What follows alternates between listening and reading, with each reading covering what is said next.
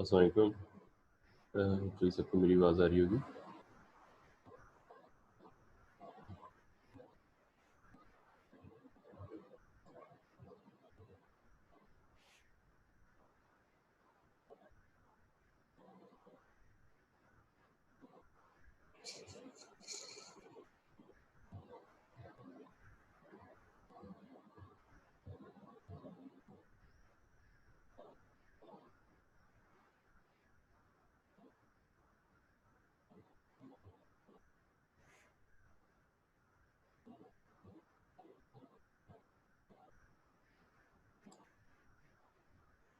ठीक है, तो जैसे जैसे पार्टिसिपेंट सेक्टर होते हैं तो मैं आप लोगों को बताना चाह रहा हूँ कि आज हम लोग रिजल्टेंट्स करेंगे और कोशिश करेंगे कि अगर हम लोग इक्विलिब्रियम के चैप्टर तक चले जाएं। तो बेसिकली जो मैंने स्केड्यूल जो बनाया हुआ है हमारे टॉप अप सेशन का, उस पर यह है कि हमारे पहले हफ्ते के अंदर हम लोग फोर्स कपल सिस्टम्स करेंगे, हम लोग रिजल्टेंट्स करेंगे और हम लोग 2D इक्विलिब्रियम को कवर कर लेंगे। तो बाय दिस वीक 1 हम लोग ने 2D का सारा कर लिया होगा।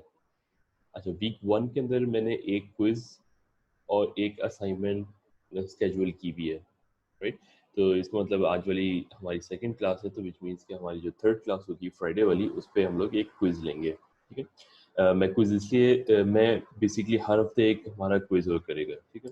और ये क्विज मैं हर हफ्ते इसलिए लेना चाह रहा हूँ कि आप लोग कैसे फ़ायदा है कि हमें पता है कि जब से मिड टर्म्स नहीं होंगे तो क्विजेस की वेटेज ज़्यादा हो गई है, राइट। तो जितने ज़्यादा क्विजेस होंगे उतना बेहतर होगा कि आपके अगर एक क्विज पे अगर कम आ गए हो तो that will be compensated in other quizzes, ठीक है। तो कोशिश करेंगे क्विजेस हर हफ्ते हो।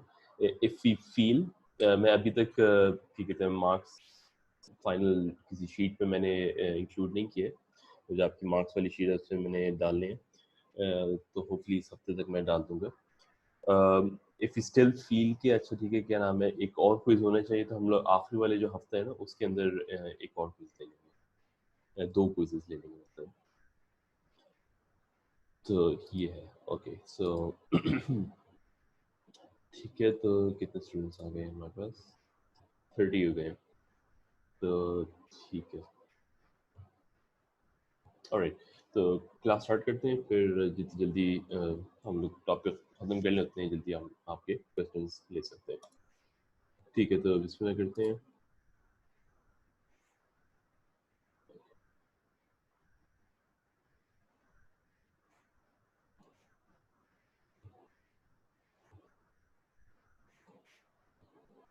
ओके, तो होपफुली आपको ये स्क्रीन नज़र आ रही है, ठीक है। तो आज के हमारी क्लास के अंदर हम लोग रिजल्टेंट्स करेंगे। तो रिजल्टेंट्स हमने पहले किया हुआ है, तो अभी तक हमने इतने टॉपिक्स कर लिए, अगर आप देख सकते हैं। तो 2-6 हम लोग कर रहे हैं जो रिजल्टेंट्स के चैप्टर है, ओके। तो रिजल्टेंट्स के ऊपर आते हैं। जैसे हमने पहले डिस्कस किया था कि जो फोर्सेस होती हैं, अगर हम हमारे पास एक से ज़्यादा फोर्स हो तो उन सारी फोर्सेस कंबाइन करके हमारे पास रिजल्टेंट आते थे। यहाँ आप देख सकते हैं कि एक क्रेन है, उसने किसी ऑब्जेक्ट को उठाया हुआ यूजिंग चेन्स। तो आपके पास दो फोर्सेस हैं, F1 और F2, और इसका जो रिजल्टेंट है वो डाउनवर्ड होगा, राइट। तो इसका जो काउंटर मोमेंट मतलब basically total F1 plus F2 FR के इक्वल होगा, तो ये बेसिकली रिजल्टेंट होता है। तो रिजल्टेंट बेसिकली हमारे पास एक सिस्टम ऑफ फोर्सेस होती हैं जो सिंपलेस्ट कम्बिनेशन होती है सारी फोर्सेस की, और ये बेसिकली एक्सटर्नल इफेक्ट किसी रिजिड बॉडी पे होता ही है। और ज़्यादा मैकेनिक्स के अंदर जब भी हम लोग किसी फोर्स एनालिसिस कर रहे होते हैं किसी भी मैकेनिकल सिस्टम के अंदर, तो हम लोग रिजल्टेंट्स को देख रहे होते हैं। हमारे पे जो भी सम ऑफ फोर्सेस होती है उनका हम जो भी फोर्सेस होती हैं उनका हम लोग सम ले रहे होते हैं। जैसे हमने आपको याद हो अगर हम लोग ने फ्रिक्शन वाले जो चैप्टर है चैप्टर नंबर 6, तो उसके अंदर भी जब हमारे पास एक ऑब्जेक्ट होती है उस पर डिफरेंट फोर्सेस लग रही होती हैं। एक उस पर फ्रिक्शनल फोर्स लग रही होती है, एक ग्राउंड की नॉर्मल फोर्स लग रही होती है, और एक कहीं से उसके ऊपर एक ऑब्जेक्ट उसको पुल कर रही होती है। तो इन सब का फिर हम लोग रिजल्टेंट निकालते हैं। हम लोग basically sum of forces in x direction करते हैं, हम लोग sum of forces in y direction करते हैं। तो ये basically this is just resultants. तो हम लोग रिजल्टेंट्स बेसिकली इस तरह यूज करते हैं, ओके, तो इक्विलिब्रियम के अंदर बेसिकली हमने आगे भी डिस्कस किया था। इक्विलिब्रियम बेसिकली कंडीशन होती है जिसपे सारी रिजल्टेंट्स बॉडी के जीरो हो जाते हैं, और यही हम लोग स्टैटिक्स के अंदर हमने ज़्यादा इसकी ऊपर फोकस किया था। तो जब रिजल्टेंट सारे एक बॉडी के ऊपर जीरो नहीं होंगे, तो इसका मतलब कि आपके पास क्या हो रहा है, आपके पास एक कहीं ना कहीं फोर्स लग रही है एक बॉडी के ऊपर, और वो जो फोर्स होगी वो एक बॉडी को एक्सेलरेट करेगी। F is equal to m a, मतलब अगर F आपके ऊपर लग रही है तो फिर आपके पास एक एक्सेलरेशन भी आ जाएगी, तो वो फिर बेसिकली बॉडी मूव करनी शुरू हो जाएगी। तो इस चीज़ को हम लोग रिजल्टेंट कहते हैं जब नॉन इक्विलिब्रियम पोजीशन पर, और ये हम लोग डायनामिक्स की केसेस पे चले जाते हैं। तो अभी हम लोग क्योंकि टू डायमेंशन देख रहे हैं, तो टू डायमेंशन के अंदर हम लोग एक्स वाई प्लेन के अंदर रहेंगे, और एक्स वाई प्लेन के अंदर आपके पास forces in x and y की कॉम्बिनेशन पे लग रही होगी। तो हमने ये चीज़ डिस्कस की थी कि अगर आपके पास लेट्स से दो या दो से ज़्यादा बेसिकली दो से ज़्यादा फोर्सेस अगर लग रही होती हैं, तो हम लोग उनको फोर्स पॉलीगॉन के तौर पे भी शो कर सकते हैं, जिसके थ्रू हम लोग रिजल्टेंट फाइंड कर सकते हैं। तो ये किस तरह कर रहे हैं, आप देख सकते हैं यहाँ बेसिकली आप F1, F2 और F3 था आपके पास। तो एक तरीका ये हो सकता है कि हम लोग F2 और F3 का पैरेललोग्राम रूल से रिजल्टेंट निकालें, जो कि R1 होगा। ठीक है, F2 और F3 का रिजल्टेंट हमने निकाल दिए, R1 हो गया। तब जो ये R1 है, इसको हम लोग बैक ट्रैक करेंगे, एक्सट्रपलेट करेंगे, वो फिर इंटरसेक्ट करेगा F1 के साथ एट दिस पॉइंट। अब R1 और F1 का कॉम्बिनेशन से हम लोग फाइनल रिजल्टेंट निकालेंगे, जो कि R होगा इस डायरेक्शन पे, राइट। तो एक तो तरीका ये है रिजल्टेंट फाइंड करने का। दूसरा तरीका है कि आप ये करेंगे कि आप सारी फोर्सेस को कंबाइन करके एक रिजल्टेंट फाइंड, मतलब उनको सारी सबको हेड टू टेल आप ज्वाइन कर देंगे। तो बेसिकली जो F1 का हेड है, F2 की टेल को वहां रखा, और F2 की हम लोग जो एंगल है ना एक्स एक्सिस का, उसको नहीं छेड़ रहे। तो whatever the angle is with the x axis, let's suppose कि this is 60, तो यहाँ भी x axis के साथ 60 होगा। और F3 आप देख सकते हैं वो नीचे की तरफ था, तो F3 नीचे की तरफ यहाँ होगा। और तो इस तरह बेसिकली F1, F2, F3 को हमने ज्वाइन किया, और जो F1 जो हमारे पास स्टार्टिंग वेक्टर था, उसके टेल और आखिरी वेक्टर के हेड के साथ जब आप एक वेक्टर ड्रॉ करेंगे, तो ये आपका रिजल्टेंट होगा। ठीक है, तो जो भी इसकी वैल्यू होगी वो आपकी रिजल्टेंट की वैल्यू होगी, और जो भी इसका एंगल होगा वो आपके फाइनल रिजल्टेंट का वेक्टर होगा। और जो दूसरी चीज़ जो मैं पॉइंट आउट करना चाहूँगा वो ये है कि इसके अंदर ये जो आपके ऊपर रिजल्टेंट आ रहा है, इसको हम लोग ड्रॉ कर देते हैं रेड के साथ। ये वाला जो रिजल्टेंट है, इसका इसको मैं इसके वेक्टर्स को लेट्स से पिंक कलर से कर देता हूँ। तो इसका जो हॉरिजॉन्टल कंपोनेंट होगा ना, वो आपका Rx होगा, और इसका जो वर्टिकल कंपोनेंट होगा वो आपका Ry होगा, राइट। तो ये बेसिकली ये चीज़ यहाँ मेंशन हुई हुई ना, ये जो है ये आपका Ry की तरफ पॉइंट कर रहा है, और ये जो Rx है ये बेसिकली इस Rx को पॉइंट कर रहा है, राइट। तो ये Ry और Rx, तो ये बेसिकली ये आपका R था, और ये Rx और Ry हो गया, राइट। तो ये बेसिकली रिजल्टेंट और रिजल्टेंट के components in x direction and in y direction. ठीक है, तो इस तरह हम लोग इसके रिजल्टेंट की components in x and y भी शो कर सकते हैं। Okay. अच्छा, मेरी आवाज सबको सही तरह आ रही है?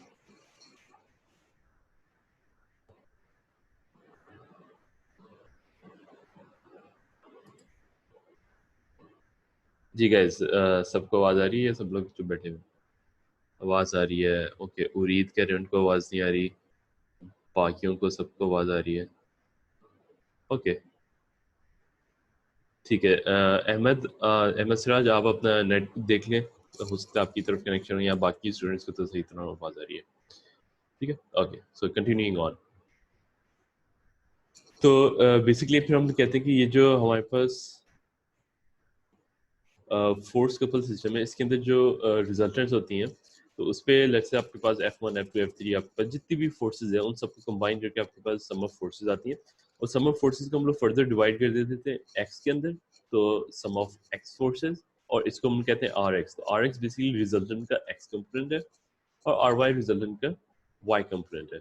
उन सबको अगर आपके पास सम ऑफ एक्स फोर्सेस है, सम ऑफ वाई फोर्सेस है, इन सब का सम लेके उसका स्क्वायर और अंडर रूट ले लें तो आपके पास बेसिकली रिजल्टेंट का मैग्नीट्यूड आ जाएगा। और जो ओवरऑल एंगल है वो r y over r x करके टेन इनवर्स ले लें तो आपके पास इसका एंगल आ जाएगा। ठीक है, ठीक है। अच्छा, अब हम लोग कहेंगे कि रिजल्टेंट हम लोग अलजेब्रिकली किस तरह फाइंड कर सकते हैं। तो आपके पास अगर एक बॉडी है, उस पर डिफरेंट फोर्सेस लग रही हैं, तो उसके अंदर आप किस तरह फाइंड कर सकते हैं कि आपका रिजल्टेंट कहाँ लग रहा है, रिजल्टेंट की वैल्यू क्या है, उसका एंगल क्या है, और लास्टली उसका लाइन ऑफ एक्शन कहाँ है। ठीक है, तो वो किस तरह करते हैं फाइंड। तो सबसे पहले हम लोग यूँ करते हैं कि आपके पास F1 है, F2 है, F3 है। आप क्या करेंगे कि आप एक कोई भी आर्बिट्री पॉइंट ले लेंगे। ठीक है, कोई भी रेफरेंस पॉइंट लेंगे, और ये रेफरेंस पॉइंट आपके बॉडी पे कहीं भी हो सकता है। जैसे ओ आपने यहाँ आप देख सकते हैं, यहाँ ओ मेंशन हुआ है, तो ये ओ इधर हो सकता है, ओ इस पॉइंट पे हो सकता है, कहीं भी हो सकता है, राइट। ओके, तो फिर क्या करेंगे आप F1 F2 और F3 का मोमेंट निकालेंगे एट पॉइंट O। तो आप यहाँ देख सकते हैं ये जो D1 D2 और D3 है, दिस इज जस्ट के परपेंडिकुलर डिस्टेंस क्या बन रहा है। तो फॉर एग्जांपल F1 का O से के अबाउट परपेंडिकुलर डिस्टेंस क्या बन रहा है, तो आप एक 90 डिग्री के हिसाब से एक डिस्टेंस निकालेंगे, दैट इज D1। तो आप ये करेंगे F1 इंटू D1 कर देंगे, आपके पास M1 आ जाएगा जो कि मोमेंट एट F1 का है। ठीक है, तो आप बेसिकली फिर आपने क्या किया, आपने F1 को यहाँ ज्वाइन कर दिया।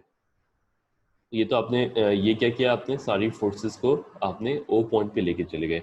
अच्छा, मुझे बताएं कि ये जो फोर्सेस हैं, जब हमने इन सारी फोर्सेस को ओ पॉइंट पे लेके आए हैं और साथ उनके मोमेंट्स भी आ गए हैं, ठीक है, तो फॉर एग्जांपल F1 यहाँ लग रही थी, उसका लाइन ऑफ एक्शन, F1 को हमने ट्रांसलेट करके ओ पॉइंट पे लेके आ गए हैं और उसके साथ एक मोमेंट भी लग रही है, तो इस चीज को क्या कहते हैं। तो लेट मी सी, किसी के माइक को अनम्यूट कर रहा हूँ तो सारे रेडी हो जाएं।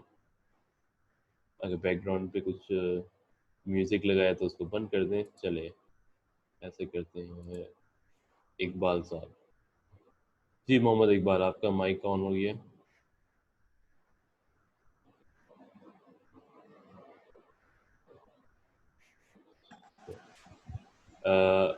Hasan, yes Hasan sir. Sajid,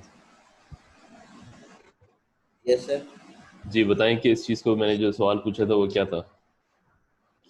sir आपने कहा था कि अगर एक मूवमेंट हो और साथ उसके फोर्स लग रही है तो उसको क्या कहते हैं? सर जी, फोर्स कपल सिस्टम होता है एग्जैक्टली, फोर्स कपल जिस सिस्टम होता है। yes, ओके, गुड हसन, ठीक है। Okay, moving on. तो इस चीज़ को हम लोग फोर्स कपल सिस्टम कहते हैं, राइट। तो हम लोग बेसिकली सारी फोर्सेस को हमने ओ पॉइंट पे ले गए, और उन जब हम ओ पॉइंट पे ले गए तो उनके करस्पॉन्डिंग M1 M2 और M3 आ गया। ठीक है, अब हमने क्या करना है, नेक्स्ट स्टेप इज कि आपके पास जो फोर्सेस आई हैं F1 F2 F3, उन सबको हमने उनका रिजल्टेंट फाइंड करना है। रिजल्टेंट किस तरह फाइंड करना है, अभी हमने देखा था कि रिजल्टेंट अगर आपके पास तीन डिफरेंट फोर्सेस हो तो उनका रिजल्टेंट किस तरह फाइंड करते हैं। किस तरह फाइंड करेंगे, आप सबका एक्स कंपोनेंट को ज्वाइन कर देंगे, वो आपके पास sum of forces in x direction आ जाएगा। अब वाई एड अप करेंगे, sum of forces in y आ जाएगा, और आप फिर उन दोनों का स्क्वायर और अंडर रूट ले लेंगे, आपके पास रिजल्टेंट आ जाएगा, राइट। और रिजल्टेंट का आप एंगल भी फाइंड कर सकते हैं। और जो उसके बाद आपने M1 M2 और M3 जो आपके पास आया था, इन सबको आप कंबाइन करके आपके पास एक कंबाइंड मोमेंट आ जाएगा। ठीक है, तो अब क्या हुआ, हमने सारी फोर्सेस के कंबाइंड रिजल्टेंट फाइंड कर दिया और सारी फोर्सेस के कंबाइंड मोमेंट फाइंड कर दिया। ओके, तो इससे हमें क्या क्या चीज़ें फाइंड हो रही हैं, लेट मी शो यू। ठीक है, तो ये जो आपके पास रिजल्टेंट था, अच्छा मेरे पास पिंक था तो लेट्स से पिंक है, तो रिजल्टेंट फाइंड हो गया। उसके बाद हमें रिजल्टेंट का एंगल, तो जो रिजल्टेंट का एंगल है वो भी हमें पता चल गया, राइट। तो रिजल्टेंट को फुली डिफाइन करने के लिए हमें उसका मैग्नीट्यूड चाहिए होगा और उसका एंगल चाहिए होगा, राइट। और आखिरी चीज़ है उसका लाइन ऑफ एक्शन चाहिए होगा। ठीक है, लाइन ऑफ एक्शन चाहिए होगा। ठीक है, लाइन ऑफ एक्शन हम लोग किस तरफ फाइंड करते हैं, ये वो ट्रिकी पार्ट था जो कि जो थोड़ा कंफ्यूजिंग होता है, राइट, जो थोड़ा अपने ध्यान से देखना होता है कि किस तरह फाइंड करते हैं।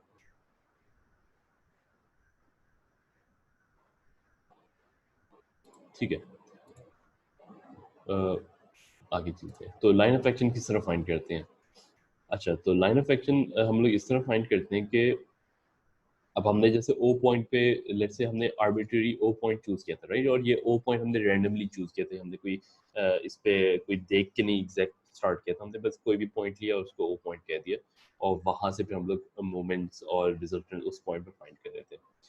अब हम लोग क्या करते हैं, हमें पता है कि जो आपका मोमेंट है दैट इज इक्वल टू जो फाइनल मोमेंट है ना, मतलब जो सम ऑफ मोमेंट्स, जो एम ओ जिस चीज को मैं कह रहा हूँ, वो बेसिकली है आर इंटू डी।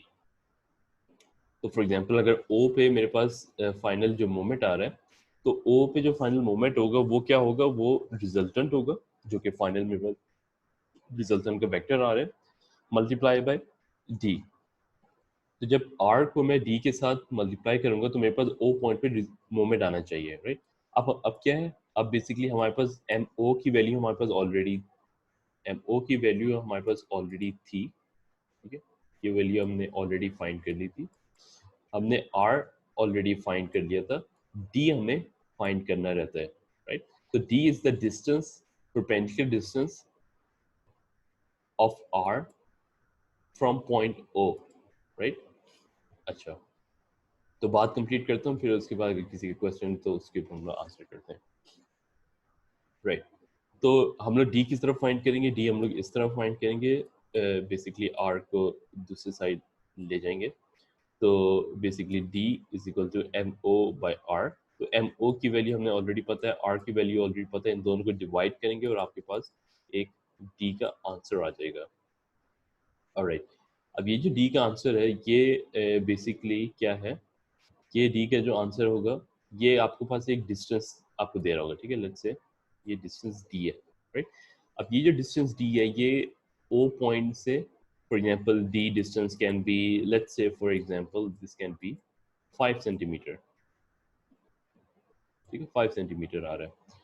तो अब ये जो 5 सेंटीमीटर ये ओ पॉइंट से 5 सेंटीमीटर अवे है, ठीक है, ओ पॉइंट से 5 सेंटीमीटर अवे कौन कौन से पॉइंट्स बन गए, वो बेसिकली पॉइंट्स बने हैं इस तरह, ठीक है, हम कर सकते हैं इस तरह, ठीक है, राइट, इस तरह, ठीक है। तो अब ये जो सारे पॉइंट्स हैं इस सर्कल के जो सर्कमफ्रेंस के अंदर, ये सारे 5 सेंटीमीटर अवे हैं फ्रॉम ओ। अब हाउ डू वी नो कि जो मेरा आर है वो एग्जैक्ट इस जगह होगा, like r can be for example acting, let me show you, r can be acting like this. अच्छा, क्या आर इस तरह हो सकता है, मतलब आर मैं क्या कह सकता हूँ कि वो इस पॉइंट पे, क्योंकि ये जो पॉइंट है ये 5 सेंटीमीटर अवे फ्रॉम हियर है, तो क्या वो 5 सेंटीमीटर फ्रॉम हियर हो सकती है? द आंसर इज नहीं हो सकती। क्यों? क्योंकि जो डिस्टेंस डी है, this distance D is perpendicular, right, perpendicular distance. तो परपेंडिकुलर डिस्टेंस का मतलब है कि अगर मेरे पास लेट्स से ये मेरा आर है और ये मेरा पॉइंट है, तो जो डिस्टेंस ये बनेगा this should be perpendicular, right? ये मेरा डी डिस्टेंस हो गया ना, तो जिसका मतलब कि r is always acting perpendicular from my o point, right? तो अगर ये मेरा o पॉइंट था, ठीक है, let me remove, let me this, और ये सारी चीजें खत्म कर देते हैं, ठीक है। अच्छा, तो अगर मेरा ये o पॉइंट था, तो परपेंडिकुलर डिस्टेंस मेरा r जो वेक्टर है, आर वेक्टर, इसके साथ किस तरह बनेगा? एक तो है कि एक ये बन सकता है, ठीक है, ये परपेंडिकुलर डिस्टेंस बन रहा है, तो एक मेरा डिस्टेंस ये हो सकता है और दूसरा डिस्टेंस मेरा ये हो सकता है, राइट? ये भी परपेंडिकुलर बन रहा है।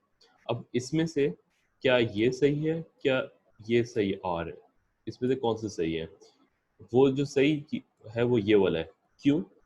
क्योंकि हम देख सकते हैं कि जो हमारे पास एम ओ का जो मूवमेंट आया था, वो अगर आपको याद हो तो वो उसका वेक्टर इस तरह था। तो हमारे पास जो एम ओ आया था प्रीवियसली, वो बेसिकली क्लॉकवाइज डायरेक्शन पे था, right? So this is basically clockwise direction. अब इस दोनों आर के अंदर देख लें, जो ये वाला आर है ना, इसको मैं लेट्स से R1 कह दूं, ये जो R1 है ये O पॉइंट के डाउनवर्ड डायरेक्शन पे, तो ये बेसिकली क्या करेगा, ये इस तरह का, मतलब ये बेसिकली इस तरह का काउंटर क्लॉकवाइज मूवमेंट प्रोड्यूस करेगा, right, which is wrong, which is not our movement, हमारा मूवमेंट क्लॉकवाइज था। तो इसका मतलब ये है कि जो फाइनल रिजल्टेंट है वो ये वाला रिजल्टेंट है, ठीक है।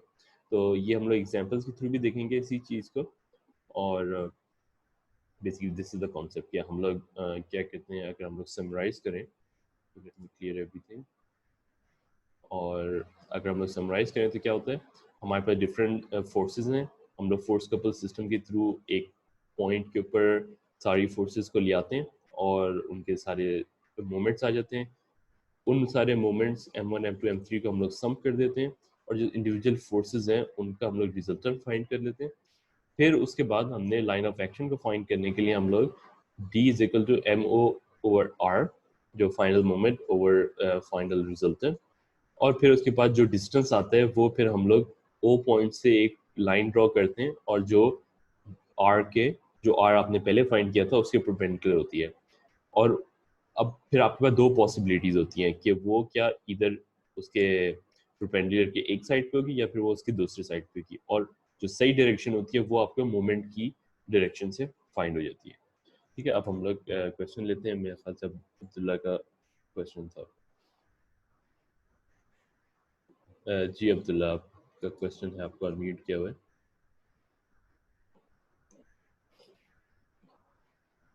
अच्छा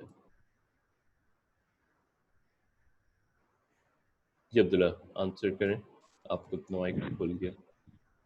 सर वो मेरा ये सवाल था कि अगर हम फोर्स कपल सिस्टम यूज कर रहे हैं तो फोर्स कपल सिस्टम आपका ओ पॉइंट के ऊपर ही तीनों फोर्सेज हैं, मतलब ओ पॉइंट से ही तीनों फोर्सेज स्टार्ट होगी, तो फिर ठीक ये है, रिजल्टेंट आपका ओ पॉइंट से दूर कैसे हो गया?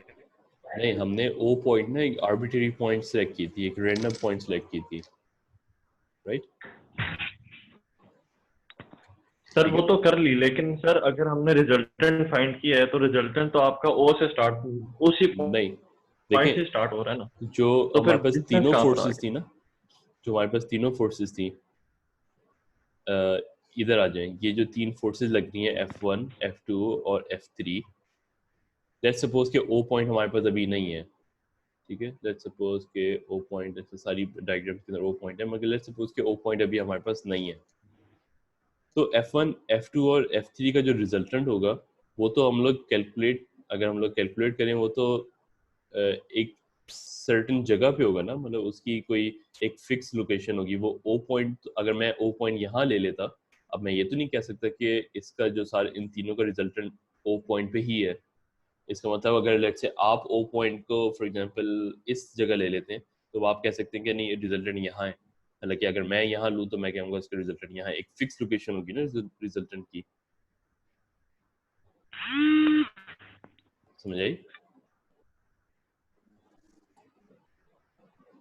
जी अब्दुल्ला, ठीक हो गया सर। ठीक है, okay, just to reiterate this point, इसका मतलब जो अब्दुल्ला का सवाल ये था कि अगर मैंने ओ पॉइंट लिया है और मैंने सारी तीनों फोर्सेस को यहाँ लेके आ गया, इसका मतलब रिजल्टेंट भी यही होना चाहिए। इसका आंसर है नहीं, रिजल्टेंट की एक फिक्स लोकेशन होगी जो कि इन तीनों फोर्सेस के ऊपर डिपेंड हो रही होगी और इनकी लोकेशन के ऊपर। मतलब ये है कि लेट से ओ पॉइंट तो मैंने यहाँ लिया था ना, लेट से मैं ओ पॉइंट यहाँ लेता हूँ और मैं कहता हूँ कि अच्छा ठीक है, मैंने रिजल्टेंट फाइंड किया, रिजल्टेंट मेरा इस तरह था, तो मैं कहता हूँ कि रिजल्टेंट मेरा यहीं आ रहा है, and this is the location of R, this is where R is acting. अब लेट से आप में से कोई ये वाला पॉइंट ले लेते हैं और आप यहाँ रिजल्टेंट फाइंड करते हैं और आपको पता चलता है कि ठीक है, रिजल्टेंट बेसिकली इस तरह यहाँ आ रहा है। अब कौन सा रिजल्टेंट, मतलब रिजल्टेंट किसका सही है, क्या मेरा सही है या इसका सही है? द आंसर इज कि रिजल्टेंट की एक फिक्स लोकेशन होगी। अगर मैंने पॉइंट यहाँ लिया हुआ है ना, तो फिर मैं जब d is equal to MO over R लूँगा तो वो d डिस्टेंस मुझे एक डिस्टेंस देगा जो कि R से मेरा एक पर्टिकुलर डिस्टेंस होगा। और जब अब्दुल्ला भी, जो अगर आप में से कोई लेट से क्या कहते हैं ये वाला पॉइंट लेते हैं और आप d is equal to MO over R करते हैं, तो आपका भी जो डिस्टेंस आएगा वो ये वाला डिस्टेंस आएगा, ठीक है, और मेरा जो डिस्टेंस आएगा वो मेरा ये वाला डिस्टेंस आएगा, और हम दोनों का जो फाइनल आर होगा दैट वुड बी सेम, ठीक है, दैट वुड बी सेम, ठीक है। और अगर देखा जाए ये वही क्या कहते हैं फिगर है जो कि हमने पहले देखी थी, और इस फिगर के अंदर अगर आपको याद हो जब मैं आपको बता रहा था कि F2 और F3 का रिजल्टेंट अगर मैं फाइंड करूं तो वो इनके दोनों के दरमियान यहाँ कहीं होगा, और फिर मैं क्या करूं, फिर मैं कहूँगा अच्छा ठीक है ये जो इसको मैं R1 कह रहा हूँ, फिर R1 को मैं पीछे लेके जाऊंगा जहाँ वो F1 को इंटरसेक्ट करेगा, मतलब ये वाला पॉइंट। फिर अब मैं R1 और F1 का पैरेललोग्राम रूल से एक और रिजल्टेंट फाइंड करूंगा जो कि आपका फाइनल रिजल्टेंट होगा, और वो जो रिजल्टेंट था वो बेसिकली आपका इस तरह आ रहा था, राइट, ये हमारा फाइनल रिजल्टेंट आ रहा था, राइट। और आप देख सकते हैं कि ये वाला जो रिजल्टेंट है और ये वाला रिजल्टेंट बिल्कुल सेम है। ऑफकोर्स मैंने ड्राइंग करने में हल्का सा एंगल ऊपर नीचे हो गया होगा, मगर आप देख सकते हैं कि क्या नाम है जो हमने फाइनल आर भी फाइंड किया था that is somewhat similar to what we have just drawn over here, right. और ये बेसिकली किधर एक्ट कर रहा था मैं आपको दिखा देता हूँ, इस जगह। रिमेंबर दिस आर जो हमने शुरू में फाइंड किया था कि हमने F2 और F3 का R1 फाइंड किया, फिर R1 का F1 के साथ रिजल्टेंट फाइंड किया, तो ये फाइनल रिजल्टेंट आ रहा था। आप देख सकते हैं कि ये वाला जो रिजल्टेंट है और ये वाला जो रिजल्टेंट है ये बिल्कुल सेम जगह आ रहे हैं, ठीक है। तो हम लोग डिफरेंट मेथड से फाइंड किया मगर रिजल्टेंट हमारा स्टिल सेम आ रहा था, ठीक है। आई थिंक अली का सवाल है, अली से ले लेते हैं सवाल। अली आपका माइक मैंने ऑन कर दिया, आप एक सेकंड थोड़ा सा दबाना आता है उसको।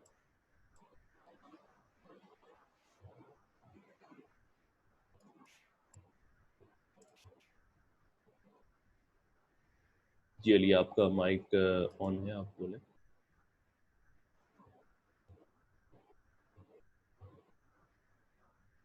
चैट के अंदर ही मुझे बता दें।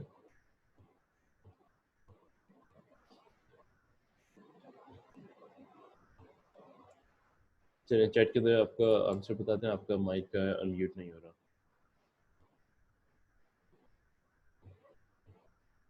ठीक है, नो प्रॉब्लम, ठीक है, कोई मसला नहीं। Okay, moving on. अब हम लोग जैसे तो हमने बेसिकली समराइज अगर हम लोग करें तो हम लोग पहले रिजल्टेंट फाइंड करते हैं सम ऑफ फोर्सेस से, हम टोटल मोमेंट फाइंड करते हैं सम ऑफ मोमेंट्स से, और फिर उसके बाद हम लोग r d is equal to m o से हम डी डिस्टेंस फाइंड कर लेते हैं, विच इज क्या आर जो हमारा रिजल्टेंट है वो उस पर्टिकुलर पॉइंट से कितना दूर है, ठीक हो गया। तो this is how we do this question. अच्छा जी, आई थिंक जी अली आपकी आवाज़ आ रही है, बोले।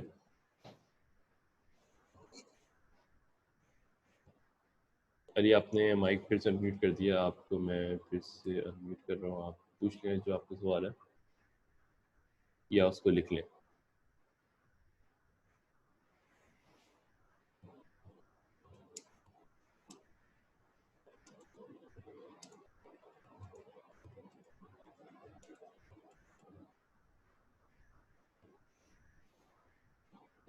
Okay, moving on. तो अब जो हमने क्या कहते हैं टेक्निक पढ़ी है रिजल्टेंट को फाइंड करने के लिए, वो हम लोग एक प्रॉब्लम के ऊपर अप्लाई करते हैं और देखते हैं कि किस तरह जो हमने जो मेथड सीखा है वो किस तरह अप्लाई होता है। ऑलराइट, तो आपके पास बेसिकली 1 2 3 4 5 फोर्सेस और कपल सिस्टम है। ओके,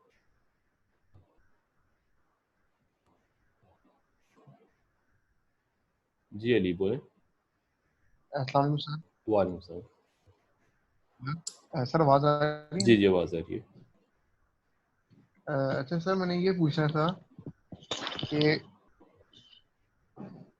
सर वो जो पिछली डायग्राम थी सर वो खोलिएगा सर प्लीज, और जो अभी आप समझा रहे थे मिस्टर अब्दुल्ला को। जी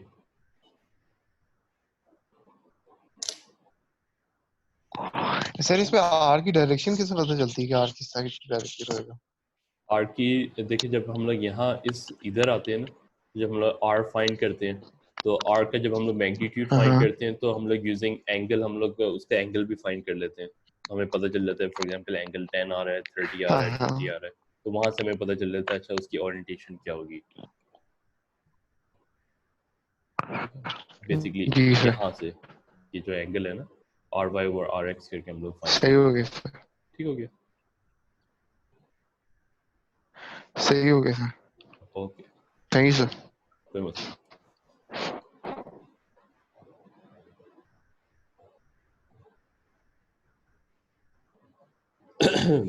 ठीक है, तो अब हम लोग इस सवाल के ऊपर आते हैं। आप आपके पास देख सकते हैं 1 2 3 4 फोर्सेस लग रही हैं और एक आपके पास यहाँ आप देख सकते हैं कि एक एरो इधर है, एक एरो इधर है और टोटल 140 न्यूटन मीटर लिखा हुआ है।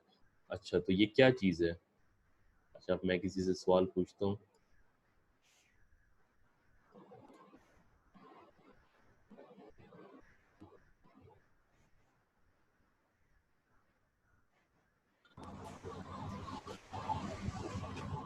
जी अरसलान खान 180491, आप अपना बताएं कि आंसर क्या है।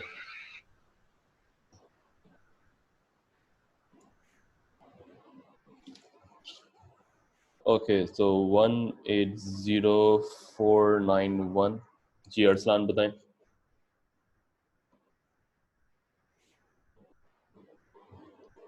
अरसलान आपकी आवाज़ नहीं आ रही।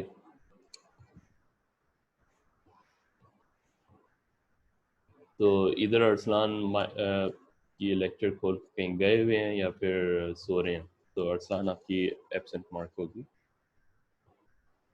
ठीक है, उसके अलावा चेक विजाहत हुसैन 190984, विजाहत हुसैन। सर वालेकुम सलाम। जी वजाहत बताएं कि मैंने जो क्वेश्चन पूछा है उसका आंसर क्या है। ये 140 न्यूटन मीटर लग रहा है। ये क्या चीज़ है? कपल है सर। कपल है, एग्जैक्टली। कपल कैसे पता आपको ये?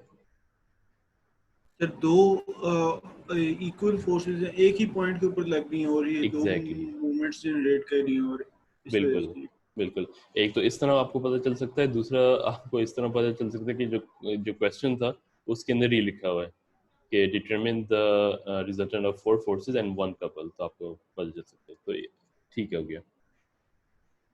ऑलराइट, तो सबको वापस अनम्यूट करके हम लोग क्वेश्चन की तरफ आते हैं।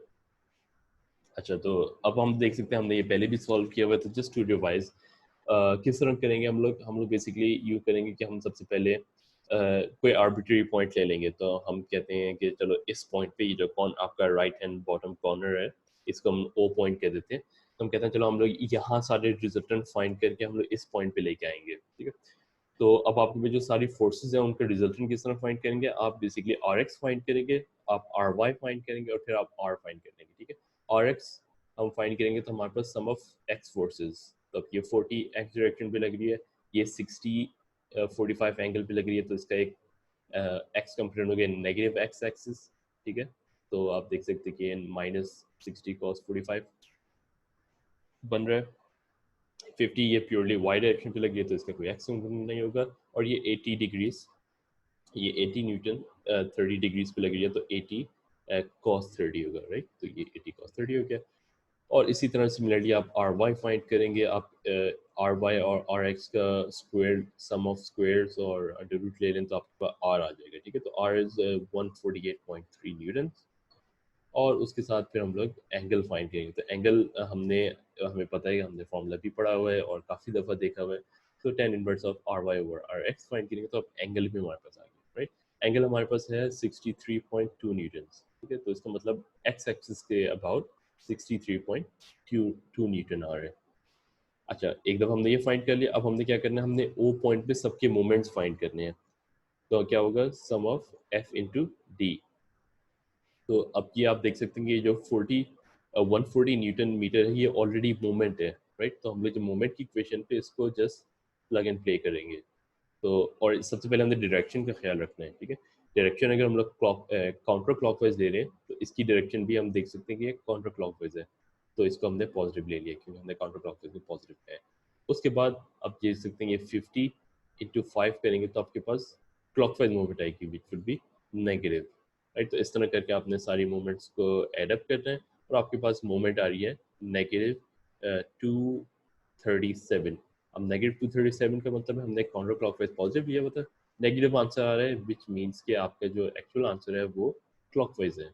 जैसे हम यहाँ देख सकते हैं कि ये क्लॉकवाइज आ रहे हैं, ठीक है। अब आर फाइंड कर लिया हमने, एंगल हमारा आ गया, हमारे पास मोमेंट आ गया। अब हम लोग आखिरी स्टेप के ऊपर आएंगे which is r d is equal to m o. R d is equal to m o, ये वाला स्टेप है। We now determine the final line of action of R such that R alone represents the original system, ठीक है। तो अब ये जो सारी फोर्सेस का जो R आ रहा था वो ऑब्वियसली जरूरी नहीं है कि वो O पॉइंट के थ्रू पास कर रहा है, राइट, क्योंकि हो सकता है वो इस पर्टिकुलर एंगल के तौर पे फाइंड हो, राइट। वो O से उसका कितना डिस्टेंस है वो हमने फाइंड करना है। तो ये वाला फॉर्मूला हम लगाएंगे। तो R हमें पता है, हमें M पता है, हम यहाँ से D की वैल्यू फाइंड करेंगे। अब D की वैल्यू आ रही थी 1.6 मीटर्स, ठीक है। अब हमने कहते कि जो 1.6 मीटर है ये O से, अब ये 1.6 मीटर, अब हमें पता है R हमारा 63 था, राइट। इसी चीज़ को मैं आपको इस तरह भी बता देता हूँ। एक मिनट, शेयर, ठीक है, होपफुली आपको ये नज़र आ रहा हो। अब ये हमारा R था, राइट। ये जो हमारा R आ रहा था, R60, R की जो एंगल था वो 63 आ रहा था, राइट। तो इसका एंगल, इसको मैं अगर इलिस्ट्रेट करूँ तो ये बेसिकली आप इसको समझेंगे, ये मेरे पास ये है और लेट मी ड्रॉ,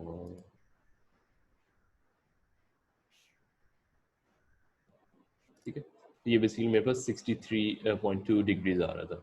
अब ये जो 63.2 डिग्रीज आ रहा है, अब ये हर पॉइंट पे 63.2 होगा। अब हमें नहीं पता कि वो उसका लाइन ऑफ एक्शन वो क्या वो इधर एक्ट कर रहा है, क्या वो इधर एक्ट कर रहा है, इधर कर रहा है, मतलब है 63.2, ये तो हमें पता चल गया, ठीक है। वो हमें कैसे पता चला था, हमने एंगल फाइंड किया था, राइट। अब हमें कैसे पता चलेगा वो क्या कहते हैं, जो हमने 1 पॉइंट, ये बेसिकली ओ पॉइंट था और हमने एक सर्कमफ्रेंस ड्रॉ किया था, और सर्कमफ्रेंस था 1.6 मीटर्स का, राइट। तो इसका मतलब 1.6 मीटर अवे, मतलब यहाँ से लेके यहाँ तक का जो डिस्टेंस है 1.6 मीटर है। तो वो 1.6, ये पूरा 1.6 है, राइट। यहाँ से लेके यहाँ तक 1.6 है, यहाँ से लेके यहाँ तक 1.6 है, राइट। ये सारे 1.6 है। अब हमें कैसे पता चलेगा कि हमारा जो R है वो इस पॉइंट पे लग रहा है, क्या वो इस पॉइंट पे लग रहा है, इस पॉइंट पे लग रहा है, इस पॉइंट पे लग रहा है, किस एग्जैक्ट पॉइंट पे लग रहा है। अच्छा, एक चीज तो हमें पता है कि जो R होगा दैट वुड बी, क्योंकि जो हमारा D आया था, D is the perpendicular distance, तो मतलब कि अगर मैं एक लाइन ड्रॉ करूं, फॉर एग्जांपल लेट्स से कि मेरा ये R है, तो अगर मैं एक लाइन ड्रॉ करूं, let me take another line, तो अगर मैं यहाँ से लेके यहाँ तक एक लाइन ड्रॉ करूँ तो इन दोनों का आपस पे जो एंगल है वो 90 डिग्री होना चाहिए। और हम देख सकते हैं कि ये जो एंगल है ये 90 डिग्री नहीं बन रहा।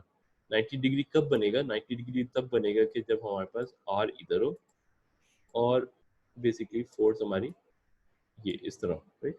अब मेरा 90 डिग्री बन रहा है, ठीक है। फिर हमने कहते हैं कि 90 डिग्री बनने की दो पॉसिबल आउटकम्स है, एक के हमारे पास R इधर हो और दूसरा इसको मैं इसका मैं चेंज कर देता हूँ, लेट्स से इसका मैं चेंज कर देता हूँ, इसको रेड कर देता हूँ, ठीक है। और एक पॉसिबल यहाँ है, ठीक है। यहाँ इसलिए है, अच्छा मैं लगती है लेक्चर ख़त्म होने वाला है, तो लेक्चर ख़त्म करते हैं और फिर से उसको रिस्टार्ट करके लेक्चर यहाँ से कंटिन्यू करते हैं।